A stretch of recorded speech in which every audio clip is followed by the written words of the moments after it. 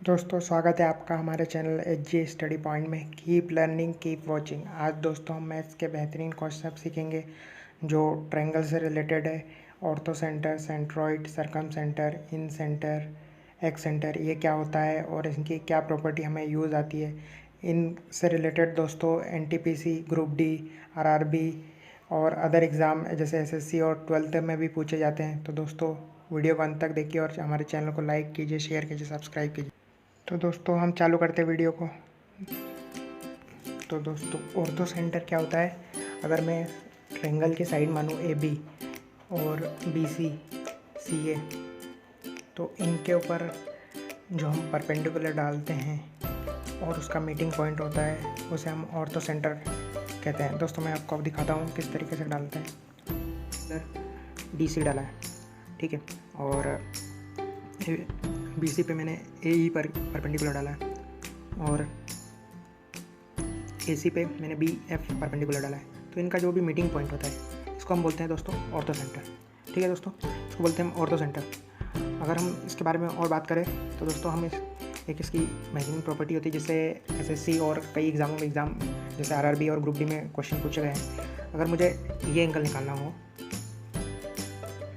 ये एंगल मैं थीटा बोल देता हूँ, तो ये एंगल किसके बराबर हो? अगर मुझे एंगल ए दिया है या कोई भी एंगल ए दिया है मेरे, तो मैं इस एंगल को कैसे निकाल सकता हूँ? तो दोस्तों इसके लिए एक सिंपली आप थीटा इज इक्वल टू होता है 180 माइनस एंगल ए। ठीक है, तो दोस्तों आपको थीटा ए निकालना हो तो डायरेक्टली आप 180 माइनस ए करेंगे तो डायरेक्टली ये थीटा निकल सकता है। वैसे ही अगर आपको ये निकालना हो, ये थीटा निकालना है, तो आप फिर वही, अगर आपको एंगल बी पता है तो 180 माइनस एंगल बी करेंगे तो आपके पास थीटा आ जाएगा। ठीक है दोस्तों, सिमिलरली एंगल सी भी आप निकाल सकते हैं। ओके, ये तो हुआ दोस्तों ऑर्थो सेंटर। अब हम बात करते हैं हमारे अगले कॉन्सेप्ट के बारे में, सरकम सेंटर। सरकम सेंटर क्या होता है दोस्तों? सरकम सेंटर बेसिकली, सरकम सेंटर की बात करें तो अगर हमारा एक कोई ट्रायंगल लिया हमने, तो उस ट्रायंगल पे हमने कोई परपेंडिकुलर डाला है और वो परपेंडिकुलर हमारी साइड को इक्वली पार्ट में डिवाइड करी। जैसे मैंने ये परपेंडिकुलर डाला है इस साइड, ये मान लीजिए ए बी और ए सी, बी सी साइड पे मैंने कोई परपेंडिकुलर डाला है, तो वो परपेंडिकुलर बी सी को इक्वली पार्ट में डिवाइड भी कर रहा हो और उस पर परपेंडिकुलर भी हो। वैसे ही मैंने एक और परपेंडिकुलर डाला बी ए पे, वो उसको डिवाइड कर रहा है इक्वली पार्ट में और परपेंडिकुलर भी है। ऐसे ही मैंने इस पर डाला है तो ये परपेंडिकुलर भी और इक्वली पार्ट में डिवाइड कर, तो इन तीनों का मीटिंग पॉइंट हमारा सरकम सेंटर होता है। ठीक है दोस्तों, सरकम सेंटर होता है। अब दोस्तों इस पर क्वेश्चन कैसे आ सकते हैं? दोस्तों अब मैं बताता हूँ आपको। सरकम सेंटर में ए बी सी, और ये रेडियस कैसे बना दोस्तों?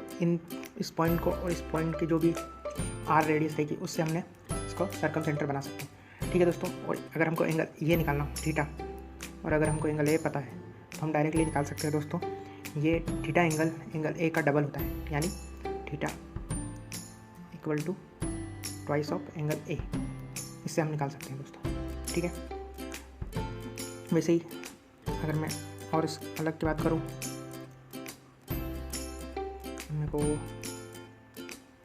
ये निकालना है तो ये एंगल सी का डबल हो जाएगा, ये theta twice of angle C. Okay, ठीक है दोस्तों, ये हो गया हमारा सरकम सेंटर। अब दोस्तों अगर हम सरकम सेंटर को राइट एंगल ट्रायंगल में देखें, जैसे ये एक राइट एंगल ट्रायंगल है, राइट एंगल ट्रायंगल है 90 डिग्री पे, तो जो इसका सरकम सेंटर रहता है वो हाइपोटेनियस पे ही आता है। ठीक है, और अगर हम इसका वो निकालें कि ये सर्कल की रेडियस क्या होगी, तो दोस्तों ये जो हमारा इसकी रेडियस हमें अगर फाइंड आउट करना है तो ये हमारी इस सर्कल की रेडियस r/2 रहेगी। r/2 यानी r/2 नहीं, हाइपोटेनियस का हाफ ऑफ हाइपोटेनियस, जो साइड एडी है उसका हाफ रहेगा इसकी रेडियस ऑफ सर्कल, हाइपोटेनियस की हाफ। ओके, ठीक है दोस्तों, इसके अलावा ये भी सेम है दोस्तों। ठीक है, अब हम तीसरी चीज़ की बात करते हैं दोस्तों, सेंट्रॉइड। सेंट्रॉइड क्या होता है दोस्तों? सेंट्रॉइड में हम अगर बात करें तो सेंट्रॉइड बेसिकली आपको आपकी साइड का इक्वली, अगर उसमें हम एक लाइन डालें अपोजिट कॉर्नर से, तो वो इक्वली डिवाइड कर रहा हूँ इस लाइन को। मान लीजिए ये बी और ये सी है, तो अगर ए से हम कोई लाइन डाल रहे हैं तो बी सी को वो इक्वली डिवाइड कर रहा है, ठीक है। अब दोस्तों आप सोचेंगे कि सर्कम सेंटर और सेंट्रोइड जो अपना मीडियन को ये जो लाइन डिवाइड करी है इसमें क्या अंतर है। तो दोस्तों ये लाइन ज़रूरी नहीं है कि परपेंडिकुलर हो, ये परपेंडिकुलर हो भी सकती है किसी किसी ट्रेंगल में, जैसे इक्विलेटरल ट्रेंगल में ये परपेंडिकुलर भी रहती है, और इसमें ज़रूरी नहीं हो, जैसे स्केलेन ट्रेंगल है जिसकी विषम बाहु त्रिभुज, उसमें वो अलग भी हो सकता है, ठीक है दोस्तों। यहाँ पे परपेंडिकुलर होना कंपलसरी नहीं है, बट ये ज़रूरी है कि साइड को इक्वली पार्ट में डिवाइड करें। और इसको भी ऐसे अगर ये डिवाइड कर रही है तीनों, अगर ये इसको डिवाइड कर रही है इस साइड को, तो ये ऐसी तीनों साइड को डिवाइड करने वाली तीनों लाइन का जो जंक्शन पॉइंट रहेगा वो हमारा सेंट्रोइड रहेगा, ठीक है दोस्तों। और सेंट्रोइड की एक प्रॉपर्टी रहती है दोस्तों, जैसे सेंट्रोइड ने, ये सेंट्रोइड लाइन है, ठीक है, तो ये ट्रेंगल को इस लाइन का जो रेशो रहता है 2 ऊपर रहता है, ऊपर नीचे, मतलब 2:1 में ये लाइन सेंट्रोइड इसको डिवाइड करती है। यहाँ पर ये जो सेंट्रोइड है इस लाइन का 2 और 1 रहता है, ठीक है दोस्तों। इससे भी क्वेश्चन बन सकते हैं, ठीक है। एक प्रकार से सेंट्रोइड हम कह सकते हैं कि ट्रेंगल का मिड पॉइंट, उसका एरिया कंसंट्रेट हो सकता है, ठीक है दोस्तों।